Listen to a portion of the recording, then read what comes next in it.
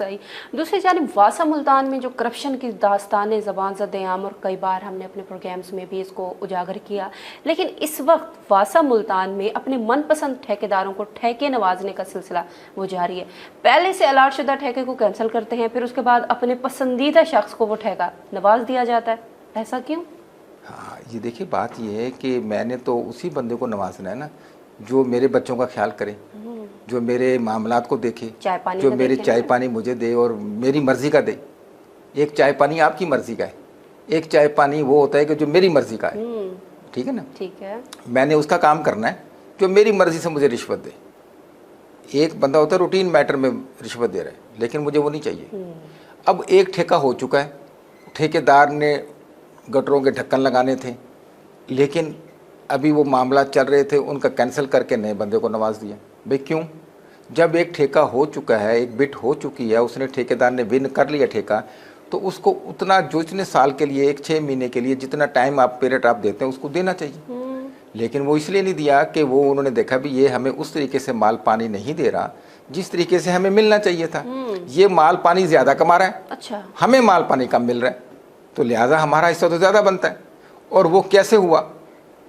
आपने एक ठेका ले लिया 1 लाख रुपए का, और वो आपने लेकर काम शुरू कर दिया। मैं भी ठेकेदार हूँ, मैंने आपको देखा कि ये जो ढक्कन है ये तो आ रहा 10 रुपये का, मैम लगा रही हैं 20 100 रुपये का, 90 रुपये ढक्कन पे बच रहे हैं। तो मैंने भी वहाँ जाके लुच डाल दिया, कान भरने शुरू कर दिया अफसरों के। जी मैं आपको 50 रुपये दूंगा, 90 में से 50 आपको 40 मैं रखूंगा, 40 मैं रख लूँगा, 10 का ढक्कन है। अच्छा। उसने कहा चलो, उन्होंने कोई ना कोई बहाना, जी वहाँ ढक्कन नहीं लगा, वहाँ ढक्कन हल्का था, वहाँ ढक्कन टूट गया, कोई ना कोई बहाना तो बनाना है। उन्होंने बनाकर उसका ठेका कैंसिल करके उन्होंने कहा आज अब तू आ जा। अब जाहिर बात है कि मैंने उनको वो दे रहा था 20 रुपये, अब मैंने देने उनको 50 रुपये, ठेका मुझे मिल गया। लिहाजा मैं अपनी मनमानियाँ करूँगा, ढक्कन लगाऊँ ना लगाऊँ, मेरा जो काम है वो चल पड़ेगा। अच्छा, तरीकाकार ये भी है कि 100 ढक्कन लगाने, 40 उठवा लेने हैं फ़ोटो, फिर उसके बाद 2 दिन 4 दिन एहतजाज होगा, अखबारों में खबर चल गई फलां इलाके, वो भी ढक्कन कहाँ ले गए, सोना थोड़ा लगा हुआ इसको, फिर वो ढक्कन। यानी इस तरीके से वो 1 करोड़ रुपए का जो टेंडर है वो हमारे सरों पे मुसल्लत कर दिया जाएगा।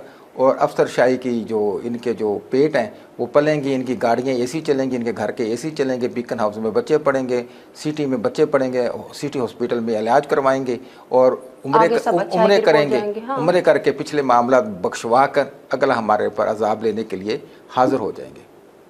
अल्लाह खैर करे, इस मरतबे भी वही होता है। तो आने वाला जो आदमी आता है उसकी सूरत और सीरत को देख कर पता लगता है कोई अल्लाह का कोई वली आ गया है, लेकिन जैसे आप उसको करीब से देखती हैं तो उससे बड़ा शैतान ही कोई नहीं होता।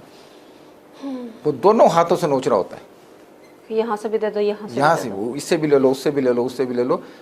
बाकी अवामुन्नास से कोई खैर खैर। मेरा तो वासा का बिल अगर मिसाल है गलती से उन्होंने 5000 भेज दिया, वो भी 2000 नहीं होगा, अपने लाखों करोड़ों की दिहाड़ियाँ लग रही हैं। तो ये तरीकाकार है हमारा, पूरे का पूरा आवाज़ सिस्टम ख़राब है। खुदा के लिए ऐसे लोगों का सदेबाब किया जाए, उनका मुहासबा की होना चाहिए। और जो लोग करप्ट हैं, अपने यानी जो उनको तनख्वाह मिलती है उससे ज़्यादा उनके पास एसेट है, कहाँ से है भाई? ये इतनी छानबीन कर लें, इसकी औकात तो 2 लाख तनख्वाह की है, ठीक है। इसने 2 करोड़ की गाड़ी रखी हुई है और 3 गाड़ियाँ रखी, बच्चों की इलादा, बीवी की इलादा, घर में इलादा, इधर अपने दफ्तर आने की इलादा। उसके बाद तेल कहाँ से आता है, बच्चों की तनख्वाहें कैसे, कितने घर में एसी लगे हुए, कोठी कितने की ली है, भाई गडेरियाँ बेच रहे हैं, ये जनाब 3 गाड़ियाँ रखी हुई हैं।